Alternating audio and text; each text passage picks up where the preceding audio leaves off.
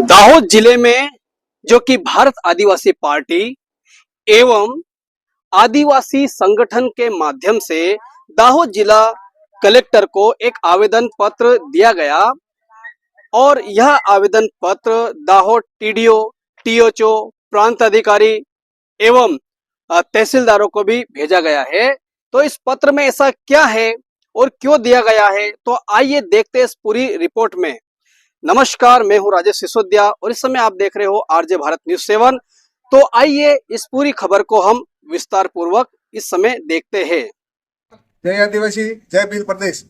आज रोज अहिયાં દાહોદ ભારત આદિવાસી પાર્ટી અને સાથે આદિવાસી પરિવારના સદસ્યો દ્વારા માનનીય કલેક્ટર સાહેબને 9મી ઓગસ્ટ વિશ્વ આદિવાસી દિવસે જાહેર રજા જાહેર કરવા માટેનું આવેદનપત્ર આપવામાં આવ્યું છે અને આ 9મી ઓગસ્ટનો એક સરસ આખા વિશ્વ માટે સમગ્ર જીવસૃષ્ટિ માટે સારો સંદેશ છે કે તમામ જીવસૃષ્ટિ અને માનવ સમાજ પ્રાકૃતિક જીવન અપનાવે અને ગ્લોબલ વોર્મિંગ જેવી મહાભયંકર સમસ્યાઓનો સામનો જ્યારે આજે વિશ્વ કરી રહ્યું છે તેમાંથી બહાર આવવાનો સંદેશો આદિવાસી સમાજના જીવનમાંથી લે એવો આ શુભ સંદેશ વિશ્વ આદિવાસી દિવસ નિમિત્તે 1992થી માંડીને યુનોના 62 દેશ દ્વારા આ દિવસ નક્કી કરવામાં આવ્યો છે। ત્યારે સમગ્ર સમાજ, સમગ્ર માનવ જાત આ આદિવાસીના જીવનમાંથી પ્રેરણા લે એવો 9મી ઓગસ્ટનો આશય અને હેતુ રહેલો છે।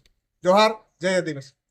जैसा कि पूरी खबर को हमने विस्तार पूर्वक देखा कि आखिरकार क्यों दाहोद के अंदर जिला कलेक्टर को भारत आदिवासी पार्टी एवं दाहोद के आदिवासी समाज के संगठन के जवानों ने मिलकर ये आवेदन पत्र दिया।